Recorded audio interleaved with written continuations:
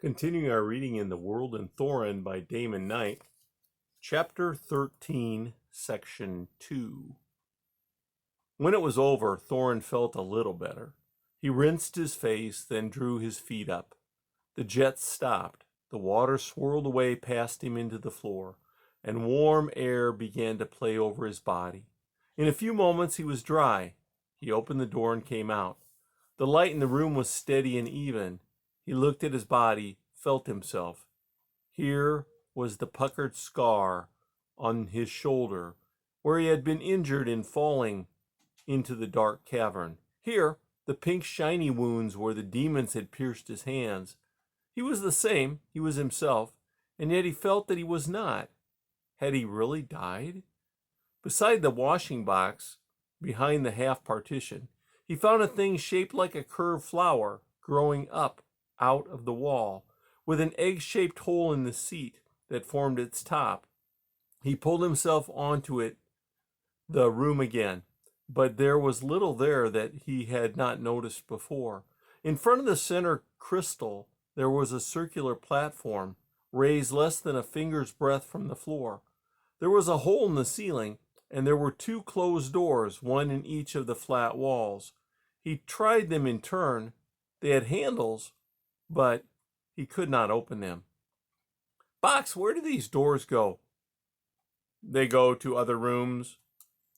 Thornton pulled himself to the opening in the floor, put his head down in it, and saw a circular room 4 times bigger than the one he was in. It was like the whole cheese, of which this was 1/4.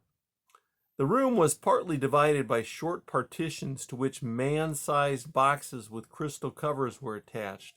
A few ells away, the spidery shape of the engine that had carried him hung motionless against the wall.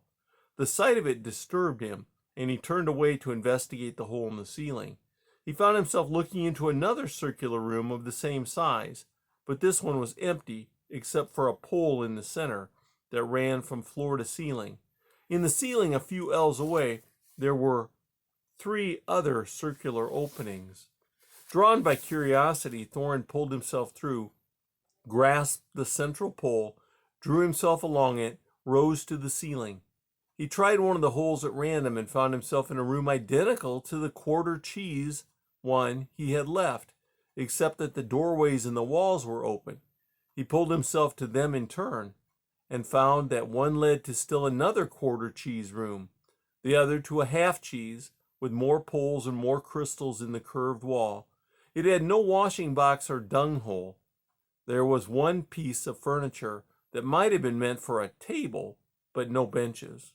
From this room he rose through another hole into still another circular room.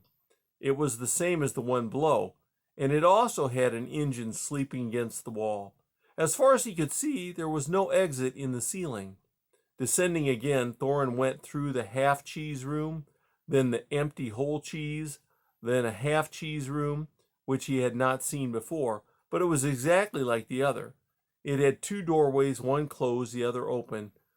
The latter led him into another quarter cheese room with a closed door. Counting in his head, Thornton found that there were 5 circular sections. First, a whole cheese with partitions in it, then a like space divided into a half cheese with 2 quarters, then the empty whole cheese, then another half and 2 quarter sections, and finally, a whole cheese with partitions. This door, then, if it were open, would let him into the room where he had started. He went down headfirst into the circular room with the partitions, found a yellow hand grip in the ceiling, pulled himself over and up through the other hole, and found that it was so. He was back in the room with his bundles. He went to examine these and found that the mouth of the net was against the wall, so that in order to take anything out, he had to put his feet on either side of it, then bend over and reach around behind the net.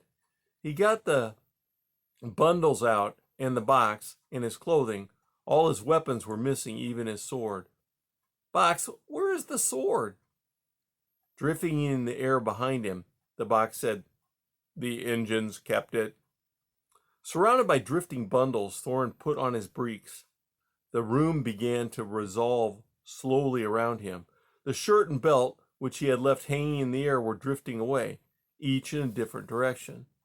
When he had caught them and put them on, he opened a bundle, took out some cheese, and began to eat. The contents of the bundle were slowly dispersing about the room. "Box," he said, "tell me again what happened and where we are." "You went into the falling water and were killed. Engines took you from the water." As the box turned, Thornton saw a glint of light in the crystal. He planted his feet against a pole, sprang, caught the box, and came to rest against another pole. In the crystal, he saw spidery shapes looming, caught a glimpse of a pale body tangled in their arms. "Is that me?" "Yes, Thornton. The engines put you in a skin like the ones around the children in the cavern to keep you just as you were. They gathered up all your things and put them in the skin also." The crystal had gone dark. "They took you to this place and brought you to life." "Why?" "They want to ask you questions." "When will they ask?" "Now." Another voice spoke from across the room. It was thin, without resonance. He could not tell whether it was a man's voice or a woman's. "What is your name?" "Thorin Goriathson. Who are you?" "This is an engine. Where were you born?" I don't know."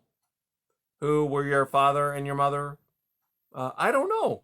Goriat Tumunson kept me, I guess, but he was not my father." "Where did you live?" "In Hovenskar." "Who else lived there?" Only Goriat and his two sons, Withinga and Untha." "How did you come to be in the underworld?" They sent me into a well, and Goriat put a geese on me to go down." "What is a geese?" Geese is, well, it's something that makes you do whatever the geese tells you, whether you want to or not." "Is a geese a kind of magic?" "Yes. Are you inside the wall or what?" "This engine is in another part of this place. Is this Hovenskar?" On the curved wall, one of the crystals lighted. Thorin saw it, as if from a vantage point high in the air, the great yellow bowl of Hovenskar.